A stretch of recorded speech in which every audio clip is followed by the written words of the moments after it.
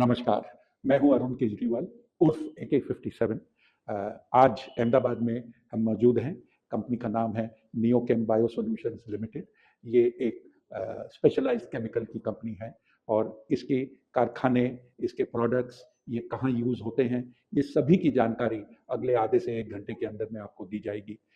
हमारे साथ देखते रहिए ये कार्यक्रम जो आपको कनेक्सियो कॉर्पोरेट एक्सप्लोरर के तहत आज ये पेश किया जा रहा है।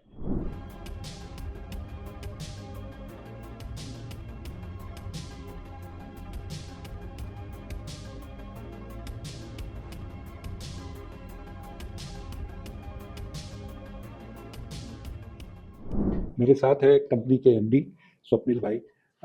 उनको पूछते हैं, ये कंपनी को 47 साल हो चुके हैं, तो ये कंपनी में कब आए और उस समय ये कंपनी की साइज क्या थी? नमस्ते अरुण जी। हाँ जी। मेरा ये कंपनी से जुड़ना 2006-07 में हुआ और तब कंपनी की साइज़ एनुअल टर्नओवर करीबन 32 से 35 लाख रुपए थी। बट गुडविल कंपनी की जो हमारे फाउंडर थे, मेरे फादर और मेरे अंकल, उन्होंने जो गुडविल मेंटेन की थी, वो गुडविल आज भी हमारे साथ हमको बहुत हेल्प करती है।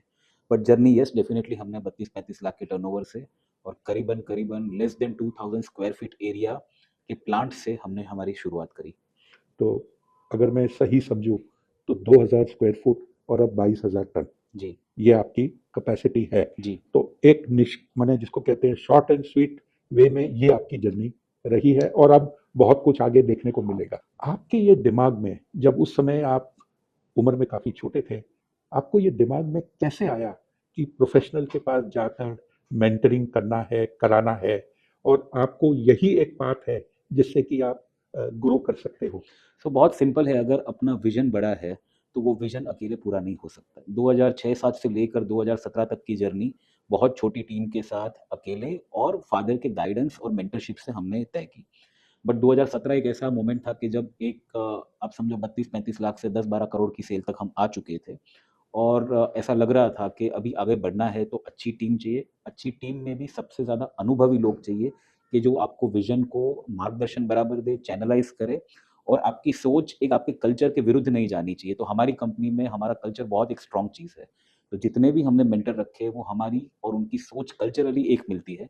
एंड मेरा जो विजन है कंपनी को आगे ले जाने का, उनमें चैनलाइज़ करना, उनके अनुभव, उनके जितने भी कलीग्स रह चुके अलग-अलग कंपनी, उनके अनुभव का मेल-जोल खा के हमने धीरे-धीरे स्टेपिंग स्टोन कंपनी में एक के बाद एक हम लेते गए।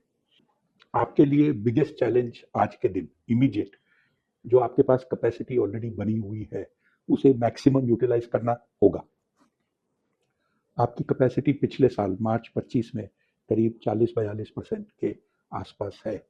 आपको क्या लगता है कि आप क्या कर सकते हो कि इसको जल्द 50-60 और फिर उसके ऊपर ले जा सकते हो? अरुण जी, मैं थोड़ा पीछे ले जाऊँगा आपको। जब कोविड के टाइम में हम एक्सपेंशन मोड में थे, तब ऑलरेडी तब के टाइम की हमारी जो भी कैपेसिटी थी, हम 80% तक पहुँच गए थे। तो तब हमने जो केपेक्स किया, वो अगले 10 साल का प्लानिंग करके किया और वही जर्नी में हमको लगता है कि हम ये कैपेसिटी यूटिलाइज़ेशन 10 साल से बहुत ज़्यादा पहले कर लेंगे, 10 साल पूरे नहीं होने देंगे।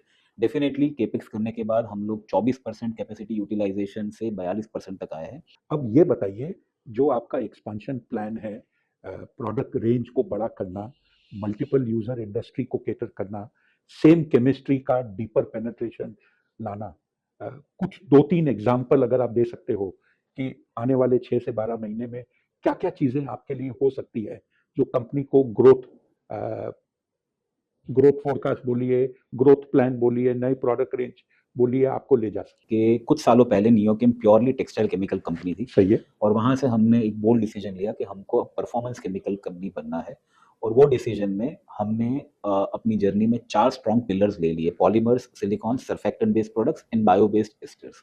और उसमें भी सिलिकॉन्स और बायो बेस्ड एस्टर्स जो है कि जहाँ पे सिंथेटिक केमिस्ट्री, आज पूरी दुनिया में लोग केमिकल को टॉक्सिन्स और बुरी नज़र से देखते हैं, बट हमको ये मौका मिल रहा है कि हमारी प्रोडक्ट लाइन में हम काफ़ी ऐसी प्रोडक्ट्स बना सके जो प्लांट डेरिवेटिव्स, वेजिटेबल डेरिवेटिव्स से हो और जिसका एनवायरनमेंट पे इम्पैक्ट कम से कम पड़े और जो हम फैब्रिक पहनते हैं या जो हम होम केयर और पर्सनल केयर के प्रोडक्ट्स यूज़ करते हैं, उसमें जो कंज्यूमर है उसको भी उसका इम्पैक्ट कम से कम पड़े। तो वो एक जर्नी में हमने बहुत सारे ऐसे प्रोडक्ट्स बनाए जो completely vegan, bio based category के हैं। एंड ऐसा बोलने से नहीं होता है, these are backed with solid certifications available with us और दुनिया यही चाहती है और हमको लगता है कि थोड़ा-सा समय ज़रूर लग सकता है फुल पेनिट्रेशन के लिए, बट ये एक कैटेगरी को हमने अगले 10-20 साल के लिए अपना एक स्ट्रैटेजिक कैटेगरी बना लिया है। And we believe that we have started this journey थोड़ा पहले से, तो हमको अर्ली मूवर एडवांटेज भी इसमें मिलेगा। स्वप्निल भाई, इन्वेस्टर के मन में हमेशा ये होता है आंकड़े, नंबर्स। तो जाते जाते एक सवाल आपको नंबर पे पूछना चाहता हूँ। आपके मार्च के नंबर डीआरएचपी में है जो सभी के पास है। आरएचपी आपका कुछ समय में आ जाएगा और इशू खुल जाएगी। मार्च 25 से सितंबर 25 के बीच में जो 6 महीने गए हैं, आपने क्या ग्रोथ प्रोग्रेस देखा है? अगर उसको आप एक सारांश में बता दें।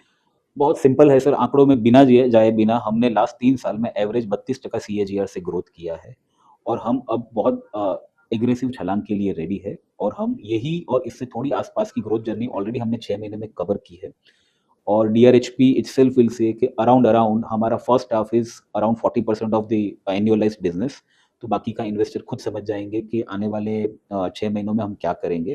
तो आपने 84 जो पिछले साल किया था, उसके सामने ये 6 महीने में क्या किया? 6 महीने में हमने already 47 crore, approximately 46-47 crore top line achieve कर लिया है and we are on our journey to fulfil our targets, because हम ये मानते हैं कि सबसे बड़ी कमिटमेंट हमको हमारे लिए ही है, बराबर। और जो कोलेटरल बेनिफिट होगा वो इन्वेस्टर को तो होगा, बट हम खुद फुल्ली इन्वेस्टेड है हमारी कंपनी में, हमारा सब कुछ ये कंपनी में इन्वेस्टेड है, तो जो ग्रोथ होगा उसके बेनिफिशियरी हम तो रहेंगे और इन्वेस्टर्स भी रहेंगे। स्वप्निल भाई, बात करने के लिए बड़े बड़े आभार।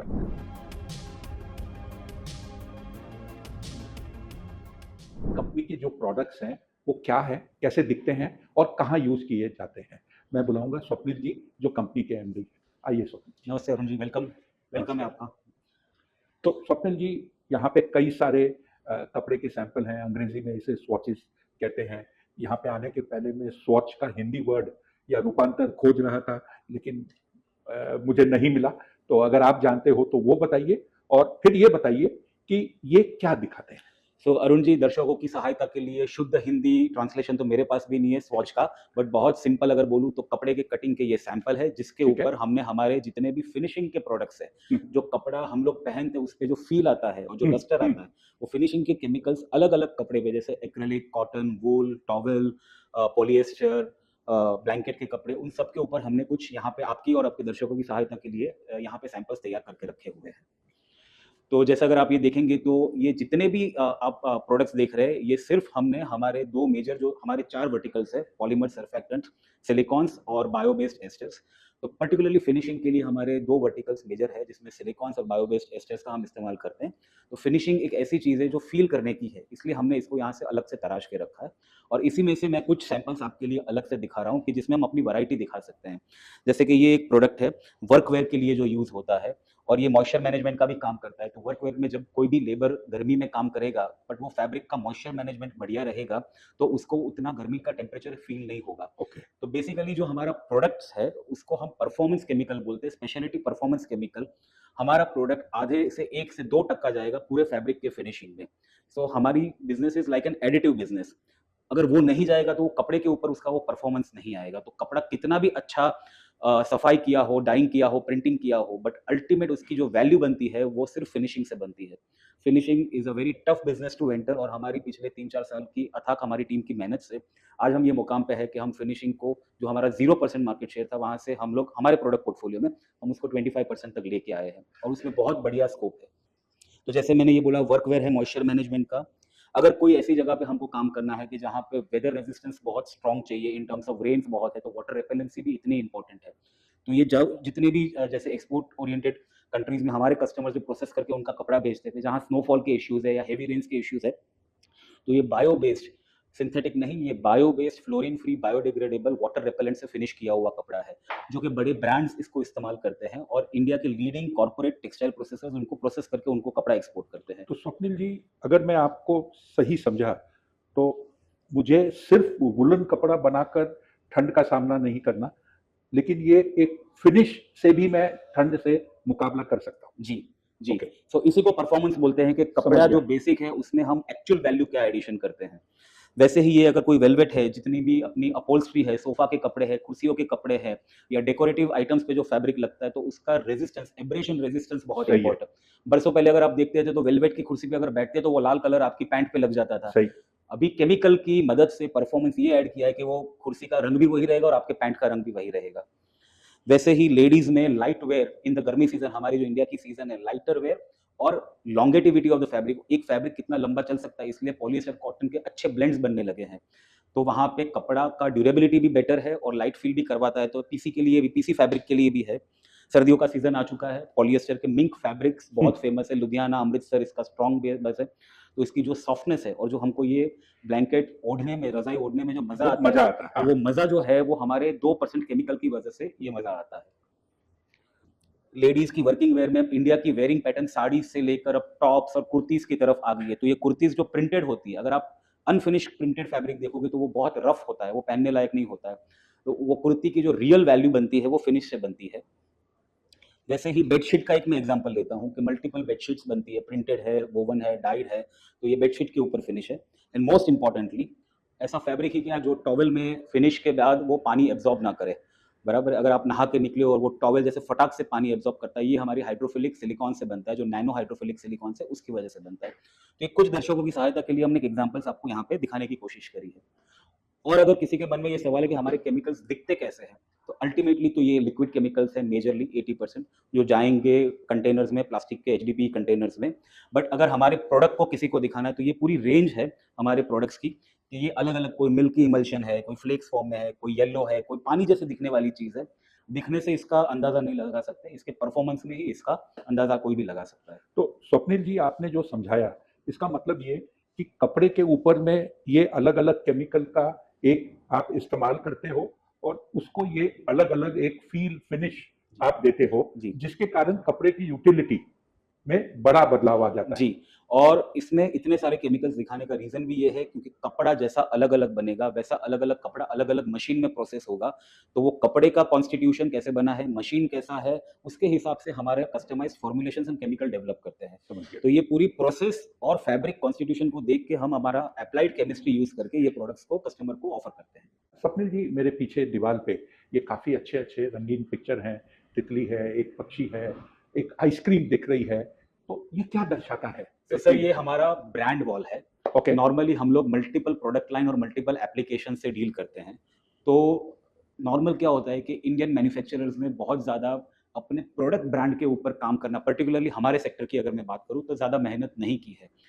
तो हमने भी काफ़ी कुछ मल्टीनेशनल से सीखने की कोशिश की है कि जहाँ वो लोग कंपनी को तो ब्रांड बनाते हैं बट प्रोडक्ट में भी एक ब्रांड एस्टेब्लिश करने की कोशिश करते हैं। तो ये जितने भी अगर आप ये जो चित्र या इमेजेस देख रहे हैं, ये हर एक चीज़ हमारी प्रोडक्ट की परफॉर्मेंस एप्लीकेशन को वो एक चीज़ से रिलाय करती है। समझ गया। जैसे कि अगर मैं ये बात करूँ, जो आइसक्रीम आपको दिखता है, ऊपर लाल है, नीचे सफ़ेद है। पहले के ज़माने में अगर आप देखते हैं कि कपड़े अगर साथ में धुलने जाएँ, तो लाल शर्ट का कलर व्हाइट शर्ट के ऊपर बहुत आसानी से आ जाता था। सही है। ये हमारा एंटी टिंटिंग वॉशिंग ऑफ एजेंट है, जिसको अगर मैं हिंदी में बोलूँ, तो एक कलर दूसरे कलर के ऊपर ना चढ़ सके, वैसा इंडस्ट्रियल वॉशिंग ऑफ धुलाई करने का ये हमारा साबुन है, ताकि जो शर्ट लाल है, वो लाल रहे और जो सफ़ेद है, वो सफ़ेद रहे। वैसे ही अगर मैं ये बात करूँ, तो मोर पंख को जब आप टच करते हो, तो आपको जो एकदम सॉफ्ट फीलिंग आती है। हाँ। तो ये ग्लाइडेक्स हमारी सिलिकॉन की सीरीज़ है। रेविलॉन जो आप लगते हो, फेदर लाइट जो लगता है, ये हमारे एस्टर्स और बायोबेस सॉफ्टनर्स की सीरीज़ है। और वैसे ही ये जो आप पक्षी बोल रहे हो या ब्रिलो प्रिंट बोल रहे हो, बराबर, ये हमारे प्रिंटिंग केमिकल की सीरीज़ है। जैसे ओके। कुदरत ने, ईश्वर ने अलग-अलग रंग एक साथ छापे हैं कोई जीव के अंदर, वैसे ही अलग-अलग कलर जब एक कपड़े के ऊपर छपने हैं, तो वो हर कलर का एक रिलेवेंस आता है। दिखता कलर है, बट वो कलर को रिलेवेंट बनाता है, वो हमारा केमिकल है, जो दिखता नहीं है। तो हमारी ये कोशिश है कि इनमें से कुछ ब्रांड्स आगे जाके अच्छे स्ट्रॉन्ग बनेंगे और वो ब्रांड के नाम से नियोकेम का नाम और रोशन होगा। तो कहने का मतलब, अगर मैं आपके वेबसाइट पे जाऊं या आपका कोई प्रोडक्ट कैटलॉग देखूं, तो ये हर नाम मेरे को दिखेगा और ये नाम से ये प्रोडक्ट दिखता है। 100%। और ये हमने डिसाइड किया कि नॉर्मली मार्केट में ये एक सिस्टम है कि अगर कोई वेटिंग एजेंट यूज़ करता है तो हम आसानी से नियो वेट बना देते हैं, बट वो तो नाम कहीं पे भी गुम हो जाता। हम ये चाहते हैं कि लंबा लंबा रास्ता है, थोड़ा मेहनती है, बट हम क्लैरिटॉल को एज अ वेटिंग एजेंट इतना फेमस करें, सर्फेक्टेंट इतना फेमस करें कि लोग नियोकेम को क्लैरिटॉल के नाम से या ग्लाइडेक्स के नाम से जाने। तो प्रोडक्ट के नाम से कंपनी का जो नाम जाने जाएगा, वो रियल ब्रांडिंग एक्सरसाइज हम करना चाहते हैं। समझ गए। स्वप्निल भाई, टेक्सटाइल्स, डाइज एंड पिगमेंट्स, ये सब के बारे में आपने बहुत कुछ बताया, लेकिन टेक्सटाइल के अलावा भी आप काम करते हो, तो कुछ पर्सनल हाइजीन, वॉशिंग, ये जो आपके वर्टिकल्स हैं, इनके कुछ प्रोडक्ट्स आप दिखाओगे, बात करोगे? सो मैं वापस एक बार बोलूँगा सर, हम लोग ओरिजिनली टेक्सटाइल केमिकल कंपनी थे, बट हमारे लास्ट 3 से 4 सालों के एफर्ट से हम लोग स्ट्रैटेजिकली अब परफॉर्मेंस केमिकल कंपनी बनने की कोशिश कर रहे हैं। और वही स्ट्रैटेजी के दम पर without adding too much of capex, हमको नया कोई केपेक्स नहीं करना है, नई कोई केमिस्ट्रीज नहीं बनानी, कोर केमिस्ट्री वो रख के एप्लीकेशन बेस्ड फॉर्मुलेशन डिजाइन करके हम लोगों ने लास्ट 3 साल से धीरे धीरे home and personal care ingredients, जिसको शॉर्ट फॉर्म में HPCI बोलते हैं, पेंट्स एंड कोटिंग्स, डाइज और पिगमेंट्स के कुछ एडिटिव्स, वैसे ही इंडस्ट्रियल एंड इंस्टीट्यूशनल क्लीनर अलग अलग एरियाज के लिए, जैसे रूम क्लीनिंग के लिए, यूटिलिटी क्लीनिंग के लिए, या kitchen modern commercial kitchen cleaning के लिए, वैसे काफ़ी फॉर्मुलेशंस के ऊपर हम काम कर रहे हैं। And I am very happy कि ये एफर्ट जो 100% टेक्सटाइल बिजनेस 3 साल पहले जो छोटा नंबर हुआ करता था, आज ग्रोथ के बावजूद भी textile is somewhere around 85% last year की अगर मैं बात करूं, और 15% हम ये नए बिजनेस से ऐड कर चुके हैं। हमारा जो मेजर फोकस है वो HPCI है।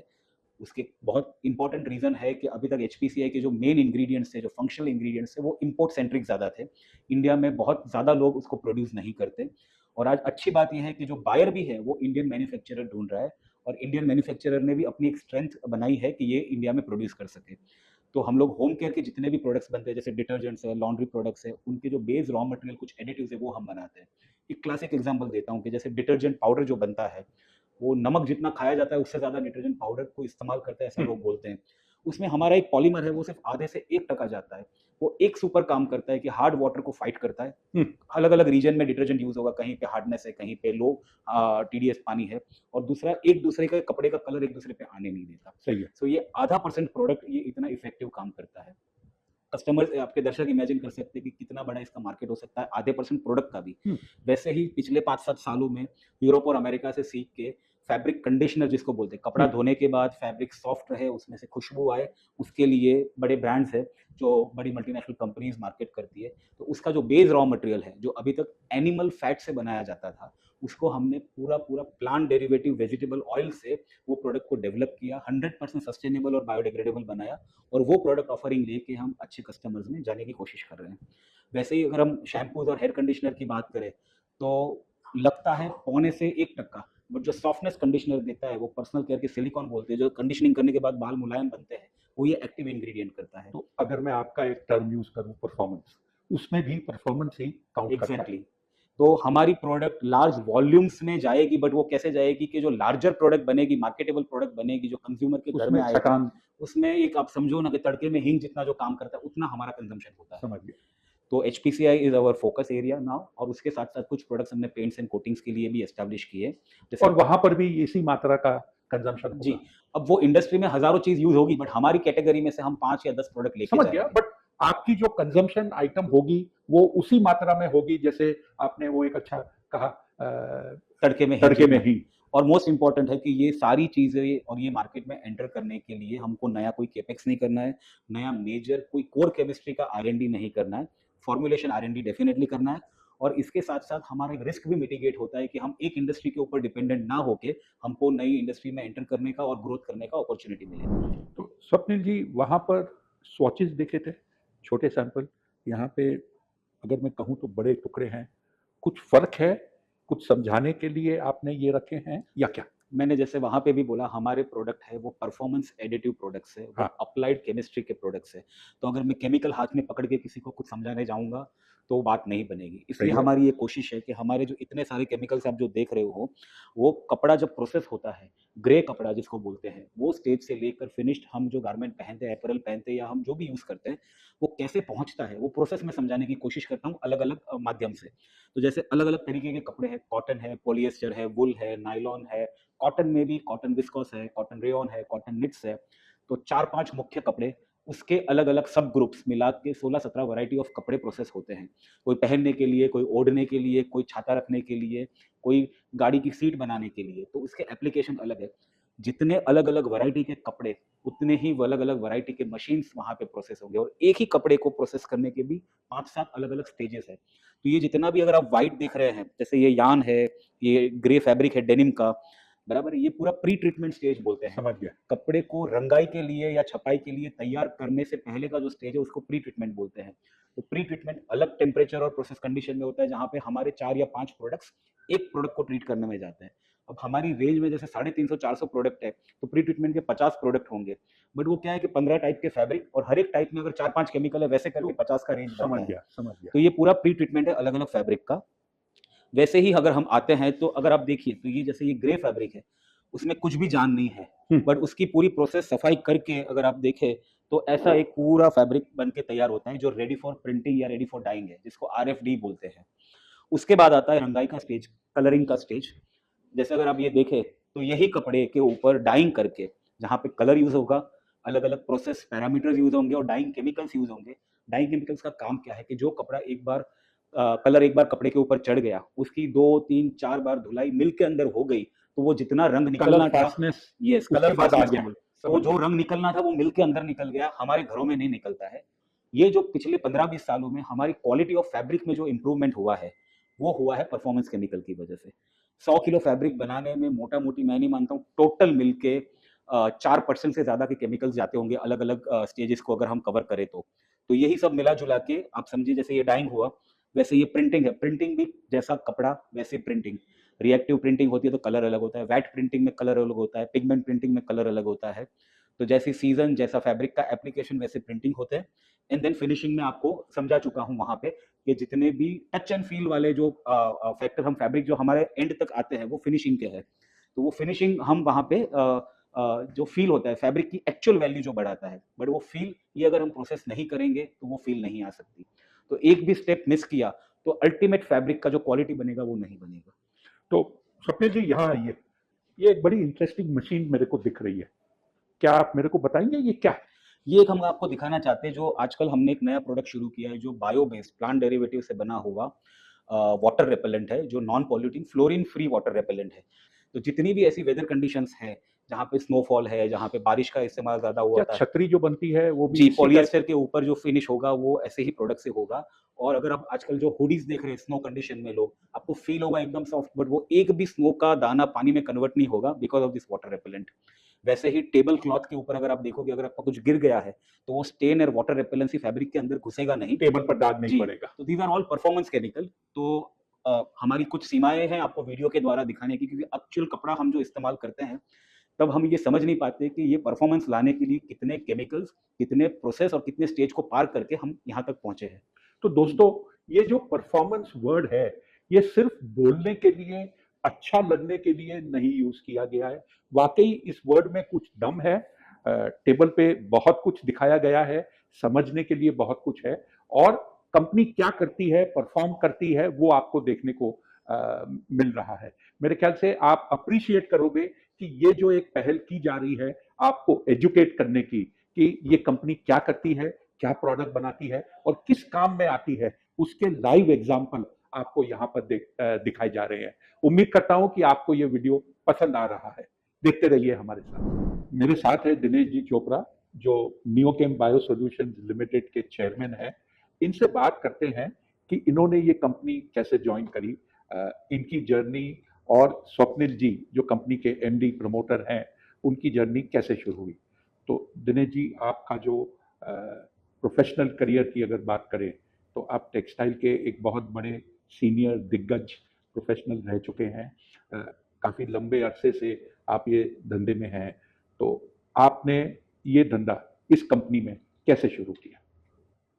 तो जैसे शुरुआत करते हैं, मेरा अपना क्या आपने कहा बहुत सालों से हूँ मैं दिल्ली से हूँ। और उसके बाद टेक्सटाइल इंडस्ट्री में आया मैं यूडीसीटी से 1984 में। टेक्सटाइल केमिस्ट्री करने के बाद हमने नई टेक्नोलॉजी प्रोडक्ट्स इंट्रोड्यूस किए टेक्सटाइल इंडस्ट्री में, नई नई प्रोसेसेस लगाए, नई नई कंपनीज लगाई। और तो काफ़ी सालों से मैं टेक्सटाइल इंडस्ट्री में और बाकी इंडस्ट्रीज़ में भी रहा। जहाँ तक सवाल है कि स्वप्निल भाई के साथ में मिलने का, एक दोस्त थे जब हमने अपना कॉर्पोरेट वर्ल्ड से रिटायरमेंट लिया, तो एक दोस्त हमारे पास आए कि एक यंग एंटरप्रेन्योर है जो कि अपने आप ग्रो करना चाहते हैं, केमिकल इंजीनियर हैं, आप उनसे मिलिए। तो हम मिले और स्वप्निल भाई ने कहा कि you mentor me and guide me to grow into corporate, make it a corporate organisation, work in a corporate way and systematic way and grow to become a अच्छी बड़ी कंपनी। तो वहाँ से हमने जर्नी शुरू किया। और पहले हमने टेक्सटाइल केमिकल्स के लिए हमने प्लांट मशीनरी लगाया, कैपेसिटी बढ़ाया, लैब्स लगाई, 2018 के से शुरू किया। और उसके बाद नए हमने प्रोडक्ट लाइंस ऐड किया, क्लीनिंग केमिकल्स ऐड किया क्योंकि डाइवर्सिफाई करना था। और उसके बाद अदर टेक्नोलॉजीज़ को भी हम किया और नए एरियाज़ में भी गए। नॉट ओनली दैट हम इंडिया में ही रहे, अपने इंडिया में भी हमने ग्रो किया in different areas like denim में गए हम, और बाकी एरिया में जो न्यू प्रोडक्ट्स हमने लॉन्च किए, सोडा एंड ऑल। तो वहाँ पे हमको ग्रोथ अच्छा मिला और अब हमने नए केमिकल जो किए उसमें भी किया, कोविड भी आया उसको भी हमने अच्छे से हैंडल किया। और मिशन अभी भी यही है कि हम कैसे आगे बढ़ के उसको नए-नए प्रोडक्ट्स भी ला सकते हैं, नई टेक्नोलॉजी भी ला सकते हैं with our understanding of chemistry, technologies and जो हम बाहर से भी टेक्नोलॉजीज़ लेके आ सकते हैं, ऑर्गेनिकली ग्रो कर सकते हैं कि मतलब जो हमारे अभी एसेट्स हैं उनको हम कैसे यूटिलाइज़ करें। और ऑल्सो स्ट्रैटेजीज़ कि हम आगे इनऑर्गेनिकली, चाहे वो इंडिया में हो या बाहर हो, with the understanding which I have gained and for 41 years इस इंडस्ट्री में काम करके फॉर डिफरेंट इंडस्ट्रीज़, चाहे वो पेंट है, प्लास्टिक है, इंक्स है, कोटिंग्स है, टेक्सटाइल्स है, इवन डिफेंस है। तो जो भी नॉलेज है और अभी भी जो कनेक्शंस हैं with the industry and industry associations, like अभी भी मैं जो नोडल बॉडी है Indian chemical industry association ICC, उसका इंडस्ट्री एकेडमिया कमेटी का मैं चेयरमैन हूँ। एंड उसमें भी हम यही देख रहे हैं कि कैसे हम इंडिया में एक नई टेक्नोलॉजी डेवलप कर सकते हैं, नई टेक्नोलॉजी ला सकते हैं। और ऑल्सो हम कैसे स्किल डेवलप कर सकते हैं right from workman to the top management and not you know operators levels, and also the labs and technologies are adopted into the country from out बाहर से भी। तो उस नॉलेज को हम कैसे गेन करके हम नियोकेम को बढ़ा सकते हैं ताकि जो ग्रोथ है वो really we can go, which is जो हमारा अभी का ग्रोथ है उसको हम मल्टीपल्स कैसे करेंगे।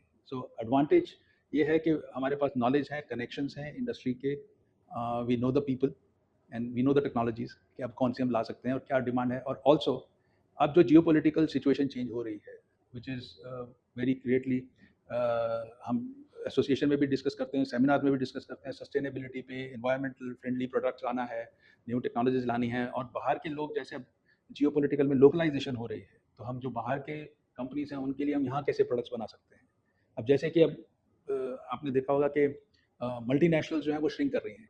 तो दिनेश जी, आप जो एक मकसद लेकर इस कंपनी के साथ जुड़े, 7-8 साल हो चुके हैं।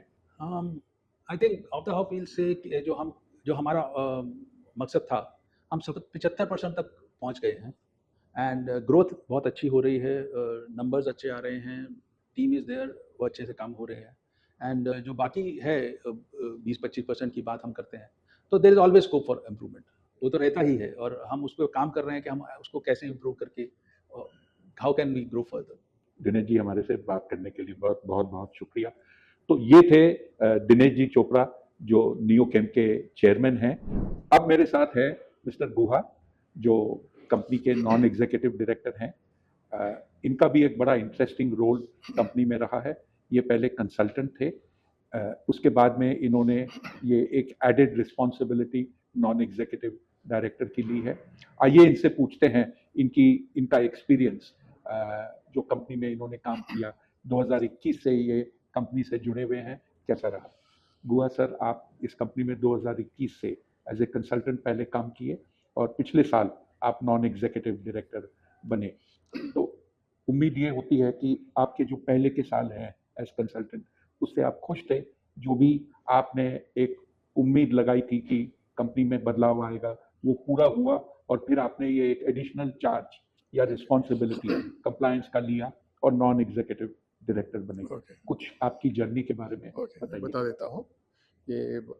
ये 2020 के आसपास पहली बार इंट्रोडक्शन हुआ है स्वप्निल जी से through a common friend.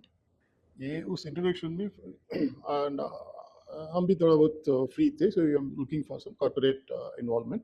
After my long years of experience corporate world में, हमारा एक्सपीरियंस है 35 साल के आसपास, mostly in finance and corporate governance area, listed entity, or mostly in the listed entities. Oh, that is my background, a chartered accountant and company secretary. और इस introduction पे first discussion हुआ था, it was around COVID time. COVID time when generally people's mood was down and everybody was trying to shrink and degrow, how to contain costs. इस type का सोच हो रही थी in general amongst the businessmen. But I was very surprised to hear for the first time ये Swapnil say we are trying to do a growth plan. We already invested certain capital amount in this business, and and we are also looking at growing. It was about 20 crore kind of company, SME. ये in that context, it was even to think of even to think of getting into a listed mode in a 5-year kind of time frame. Oh, that is not really the done thing. General business condition was bad, and the company was too small at that time.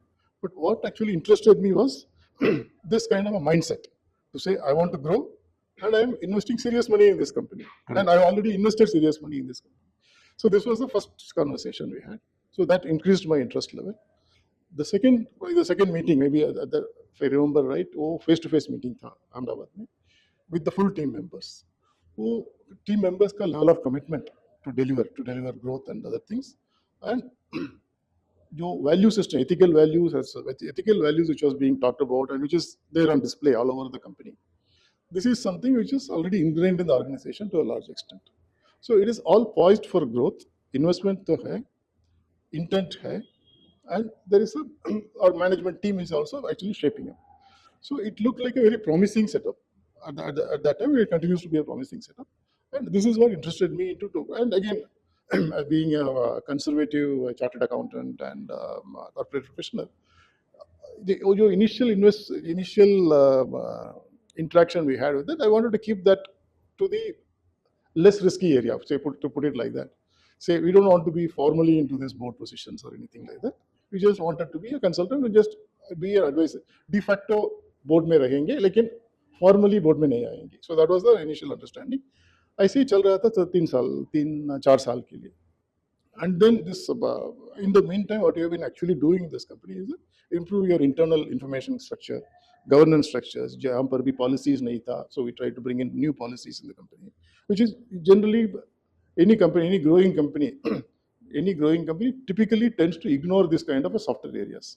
So this is an area where I was able to actually identify and then help this company to identify those areas and build those policies also, and which is what has really brought us to the next level of looking at this listing in the stock exchanges as a possible area. And that is the time when I also said, yes, this company is serious. They've been growing at a certain rate to reach this minimum threshold size for getting into this listing mode. And all pointers were that I should be formally joining this board and add my value to this. That was the context in which, after being an initial concern, it was more like testing waters initially for 3 years or 4 years. Maybe it's a long period, but it happened that way. तो क्या ये समझा जाए कि water testing में आपको समय लगा जी, आपको कंफर्ट मिला और फिर आपने ये एक तरह की छलांग लगाई कि अब मैं कंसल्टेंट से बोर्ड मेंबर बन जाता हूँ, लायबिलिटी, रिस्पॉन्सिबिलिटी, अकाउंटेबिलिटी हर तरह से बढ़ती है as board member compare to consultant. और ये सब आपने लिया कंपनी को, कंपनी के मैनेजमेंट को, प्रमोटर को परखने के बाद, समझने के बाद. क्या ये समझा जाए? ये ऐसा है, it's a mix of both. Initial period was just testing waters, as I said, and once we started moving in the right direction, the company is also started growing and looking at other options. It started looking for capital for growth. That is the context in which we started on this activity, and that is the time for me also to look at, say, increase the engagement level with the company. And so at the right opportunity, we decided to get onto the board and strengthen the board. Intention is to strengthen the board. That is the idea. अब आपके दिमाग में कुछ होगा जो आप करना चाहते हो एज ए बोर्ड मेंबर. आपकी जो एरिया ऑफ स्पेशलाइजेशन है, कंप्लायंस, अकाउंटेंसी, अकाउंट्स, फाइनेंशियल्स वगैरह, कुछ 2-3 चीज ऐसे जो आप शेयर करना चाहते हैं कि ये आपके immediate short term, medium term objectives हैं जो आप कंपनी में लाना चाहते हैं.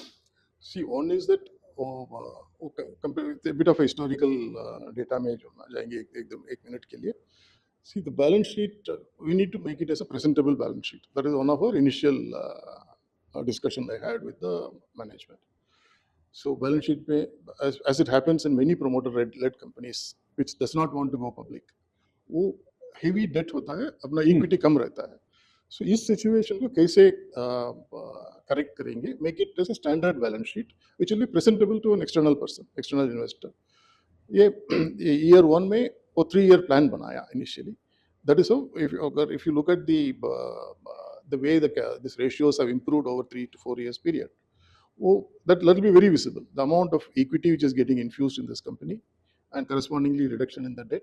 This is one of the big areas where I've been able to actively help the management team to get the balance sheet to the right level of. We should give comfort to the investors. So that is the objective, and it is probably we have reached that stage now. That is the intent. गुआ sir हमारे साथ बात करने के लिए शुक्रिया, और मुझे उम्मीद है कि दर्शक ये सुनकर उनकी कॉन्फिडेंस इस कंपनी में अवश्य बढ़ेगी कि छोटी कंपनी होते हुए भी कंपनी में सोच है, समझ है, और सीनियर मैनेजमेंट कॉर्पोरेट वर्ल्ड से लेकर वो अपना लक्ष्य पूरा कर रही है। धन्यवाद। Thank you. मेरे साथ हैं प्रदीप भाई सोलंकी, जो कंपनी के CFO हैं। उनसे बातचीत करते हैं कि कंपनी के फाइनेंशियल्स जो थे पिछले 12 महीने यानी कि मार्च 25 और जो 6 महीने बीते हैं सितंबर 25, उसमें कंपनी की परफॉर्मेंस क्या रही। तो प्रदीप भाई, आपके सन FY25 जो है उसके आपके फाइनेंशियल्स में टॉप लाइन क्या था, ग्रॉस मार्जिन, एबिटा मार्जिन और पैट मार्जिन क्या था? लास्ट ईयर मार्च 25 में ग्रॉस हमारा टॉप लाइन था 8,615 लैक्स, एबिटा था वहाँ पे 15.58% और पैट था 12.19%। और ये साल में हमारी टॉप लाइन टिल सितंबर 25 4,583 लाख रुपीज़ है, ग्रॉस मार्जिन है 34%, एबिटा है 19% एंड पैट है 12%। तो अगर मैं ये नंबर्स को देखूं और ये मानूं कि आपके दोनों हाफ, फर्स्ट हाफ और सेकंड हाफ लगभग बराबर होते हैं, हालांकि देश में second half normally first half से बेटर रहता है, तो आपके टॉप लाइन में ग्रोथ दिखा है, आपके बॉटम लाइन में यानी कि प्रॉफिट में ग्रोथ दिखा है, आपका ग्रॉस मार्जिन करीब करीब बराबर सा है। क्या ये मानना उचित होगा कि आपकी जो कैपेसिटी यूटिलाइजेशन है वो कुछ इम्प्रूव हुई है ये फर्स्ट हाफ में, अगर पिछले साल का कंपैरिजन देखें? हाँ, ये इम्प्रूव हुई है, अप्रोक्सीमेटली 20% जितना इम्प्रूवमेंट हुआ है टॉप लाइन में compare to the last year, और भी ये नेक्स्ट 6 मंथ्स में इससे भी ज़्यादा हो सकता है। आपने कुछ इक्विटी रेस करी थी 24-25 में, फिर आपने कुछ बोनस दिया था 25-26 में, तो आज जब आप पब्लिक इशू करने जा रहे हो, आपकी इक्विटी क्या है आउटस्टैंडिंग? हमारी मार्च 25 में इक्विटी थी 6 crore 67 lakh rupees. During this 6 month हमने 48,61,000 शेयर्स इश्यू किए हैं नए, और उसके बाद में हमने 3:4 करके एक बोनस इश्यू किया है, जो इट कम्स 53,783 रुपीज़। ये सब मिला के हमारा कैपिटल अभी 12 करोड़ 53 लाख रुपीज़ होता है। सोलंकी साहब, हमसे बात करने के लिए शुक्रिया। Thank you. आभार। मेरे साथ केतन भाई हैं। केतन भाई इस कंपनी के टेक्निकल सर्विसेज के हेड हैं और लेबोरेटरी भी इसी सर्विसेज के तहत आती है। तो केतन भाई, आपकी लैब में कई सारे मशीनें हैं, क्या आप हमको सिंपल भाषा में समझा सकते हो कि ये एक एक मशीन क्या करती है? ये सैंपल फैब्रिक डाइंग मशीन है, जो बड़ी मिल में जो बड़े बड़े जेट डाइंग और ये बीम डाइंग जिगर रहते हैं, यहाँ पे वही प्रोसेस सैंपल मशीन में होती है। ये बिकर डाइंग मशीन है, इंफ्रा कलर एक डाइंग मशीन है, ये दोनों में डाइंग होता है, प्री ट्रीटमेंट और डाइंग प्रोसेस होता है। वही यहाँ पे वेट फैब्रिक को यहाँ पे स्क्वीज करके फिनिश भी करते हैं और ड्राई भी करते हैं यहाँ पे। और ये मिनी स्टेंटर है, यहाँ पे जो फैब्रिक डाइंग होने के बाद, फिनिश होने के बाद यहाँ पे पिन पे लगा के स्टेंटर के अंदर, ये मिनी स्टेंटर है, वहाँ पे ड्राई होता है। ये एजिंग के लिए है, प्रिंटिंग के बाद जहाँ पे हम रिएक्टिव और डिस्पर्स और प्रिंट करते हैं, यहाँ पे एजिंग होता है। ये वॉशिंग मशीन है, यहाँ पे जो वाटर रिपेलेंट के बाद ड्यूरेबिलिटी चेक करना है, 10 वॉश 20 वॉश, तो यहाँ पे हम चेक करते हैं। ये सैंपल कटिंग है। एक क्रॉप फास्ट इम्प्रूवर है, जो फास्टनेस हम रबिंग वॉशिंग जो भी है फास्टनेस यहाँ पे कलर का चेक करते हैं। तो केतन भाई, आपने एक एजिंग मशीन बताई, तो एजिंग मशीन का अगर मैं सिंपल भाषा में मतलब समझूं कि आप फैब्रिक को डीके करते हो, नंबर ऑफ वॉशेस से उसको प्रोग्रेस करके कि कपड़े की लाइफ क्या है और वो उतने समय के बाद में उसकी फील कैसे रहेगी, यही प्रोसेस होता है। एजिंग के अंदर जब प्रिंट होता है, रिएक्टिव प्रिंट करने के बाद उसके एजर में स्टीमिंग देके उसको स्टीम करते हैं, यानी वो कलर का फिक्सेशन होता है वहाँ। समझ गया। वो कलर क्या है, जैसे उसकी फास्टनेस इंप्रूव होती है, उसकी ब्रिलियंस इंप्रूव होती है। हर बार धोने के बाद में ऐसा लगता है कि कलर लाइट हो रहा है। हाँ, जैसे उसकी फास्टनेस प्रॉपर्टी है वो इंप्रूव होती है यहाँ से। समझ गया। वो कलर की ब्रिलियंस भी बढ़ती है। केतन भाई हमारे से बात करने के लिए शुक्रिया, थैंक यू। Thank you. अब मेरे साथ कुशल भाई हैं और वो ये समझाएंगे कि इस वेसल में जो ये चार्जिंग करके एक प्रोडक्ट बनाएंगे ये क्या है और इससे क्या बनेगा। तो कुशल भाई ये क्या हो रहा है? इसमें अभी पानी चार्ज हो रहा है और अभी अपने बना रहे हैं क्लैरिटॉन CBLF, जो अपनी वेटिंग प्रोडक्ट है, wetting agent, as a wetting agent अपना यूज करते हैं। इसमें अभी एक at certain amount of water जाएगा। अपनी सारी प्रोडक्ट वाटर सोल्यूबल होती है, तो अपने उसका डाइल्यूशन करेंगे और उसमें से जो प्रोडक्ट बनेंगे वो अपने वेटिंग में यूज होगा। तो कुशल भाई आपके हाथ में एक वो जैसे स्कूल में हम रखते थे स्लेट या बोर्ड, ये है, इसमें आप क्या लिखते हो? इसमें हम लोग बेडशीट बनाते हैं, इसको बेडशीट बोलते हैं। अपने अभी जो टाइम हुआ है वो टाइम और कितनी क्वांटिटी अपने पानी और अपना जो भी रॉ मटेरियल चार्ज होगा वो अपने इसमें मेंशन करते हैं। जो टाइम पे यूज होगा, जो टेम्परेचर पे अपना डालेंगे, वो टेम्परेचर और टाइम वो दोनों शीट मेंटेन होगी। इसका मतलब आपकी रेसिपी फिक्स है, उसके अंदर जो रॉ मटेरियल जाना है वो फिक्स है और उसके हिसाब से आप पूरा ये वेसल को चार्ज करो। हाँ, अभी हम लोग क्या करते हैं कि हमारी रेसिपी फिक्स होती है, वो रेसिपी के हिसाब से मटेरियल जा रहा है या नहीं जा रहा है उसका सुपरविजन, तो जो वो लॉग शीट में बोलते हैं, तो लॉग में सब क्या क्या मटेरियल चार्ज हुआ है, वो कौन से टाइम पे चार्ज हुआ है वो मालूम पड़ेगा। तो ये बताइए कुशल भाई, हाँ। ये बैच कितना किलो का ये बनेगा? ये बनेगा अभी हमारा 1 टन का बैच बनेगा, 1000 किलो का मतलब अपना बैच बनेगा और अपने बाद में उसका QC चेक होके अपने फाइनल यूज में भेजेंगे। और करीब कितने घंटे में ये बैच तैयार ये होगा? बैच बनेगा करीबन 1-1.5 घंटे में बैच रेडी हो जाएगा। 1-1.5 घंटे हाँ। में ये बैच बनेगा। तो ये है लोडिंग चार्जिंग, दो अलग शब्द है एक ही चीज के, जो यहाँ पे हो रहा है और करीब 1.5 घंटे में ये 1000 किलो का लॉट तैयार हो जाएगा।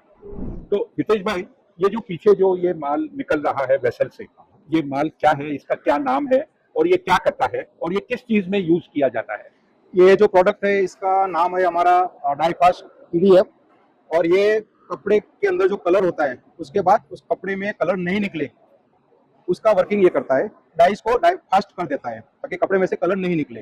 तो डाई फास्ट डाई फास्ट। मतलब जो डाई आपने कपड़े में डाला है वो पक्का हो जाए और जब आप घर में कपड़े को धो तो वो डाई नहीं निकले, नहीं निकले। यही समझे? यही तो दोस्तों आप देख रहे हो ये वेसल के अंदर में ये काम ये बन रहा था रॉ मटेरियल, अब ये फिनिश गुड बन गया है। अब इसको 50 लीटर के ड्रम में पैक किया जा रहा है और ये कंज्यूमर जो इसे यूज करेगा, चाहे वो ट्रेड चैनल वाले हो या डायरेक्ट कंज्यूमर हो, उनको भेजा जाएगा। तो ये थी हमारी आज की पेशकश, जो मैं अरुण केजरीवाल उर्फ AK57 आपको कनेक्सियो कॉर्पोरेट एक्सप्लोरर के तहत लेकर आए थे। कंपनी जो अहमदाबाद स्थित है उसका नाम है नियोकेम बायो सॉल्यूशंस लिमिटेड। SME पर इसका IPO कुछ ही समय में आने वाला है और ये NSE पर लिस्ट होगा। उम्मीद है कि आपको कंपनी की जानकारी अच्छी लगी। जानकारी से आपको ये आइडिया लगा ये कंपनी क्या करती है स्पेशलिटी केमिकल में और ये किस यूजर इंडस्ट्री में काम में आता है। अगर आपको ये वीडियो अच्छा लगा तो लाइक बटन को टिक कीजिए, चैनल को सब्सक्राइब कीजिए और अगली पेशकश की राह देखिए। नमस्कार।